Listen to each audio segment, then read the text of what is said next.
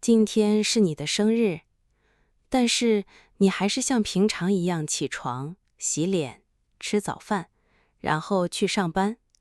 上午有很多事情，开会、回复消息、处理工作。忙完上午，已经到了中午，下午还是一样，一个工作接着一个工作，手机一直在响，还有很多消息没有回复。等到一天结束的时候，天已经黑了。你回到家，换下工作服，吃一点东西，洗完澡，躺在床上，拿起手机的时候，你才发现今天是自己的生日。你没有忘记，只是这一天和其他日子没有太大的不同，没有蛋糕，没有礼物，也没有特别的安排。有时候，成年人的生日就是这样，不是不喜欢生日，也不是不期待祝福，只是每天都有很多事情，工作需要完成，家里的事情也需要处理，还有很多小事一直占着我们的时间。所以，生日来了，又安静地过去了。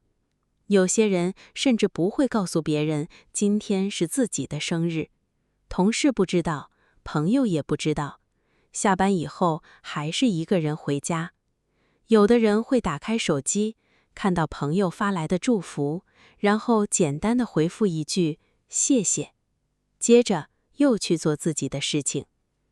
其实，生日不一定要有很大的庆祝，也不是一定要买一个很大的蛋糕。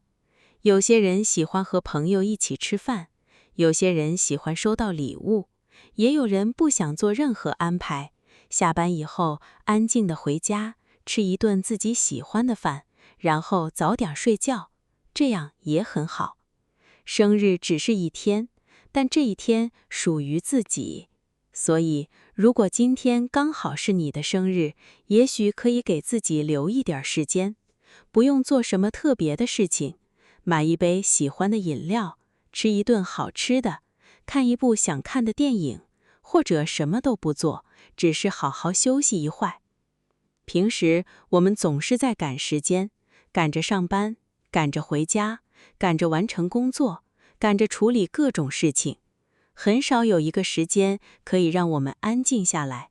所以，生日这一天也可以不用赶，慢一点，让自己休息一会儿。当然，也有一些人已经很久没有认真过生日了。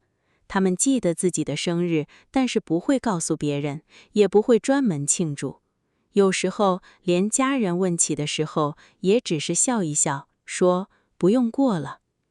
其实，过不过生日没有什么标准答案。有人喜欢热闹，有人喜欢安静，有人喜欢收到礼物，有人觉得一句生日快乐就够了。这些都没有问题。重要的是，不要因为生活很忙，就觉得自己的生日不重要。你不需要准备一个很大的聚会，也不需要花很多钱，哪怕是下班以后买一个小蛋糕也可以，一个人吃也可以，甚至没有蛋糕也没有关系。只要你知道今天是自己的生日，就已经很好了。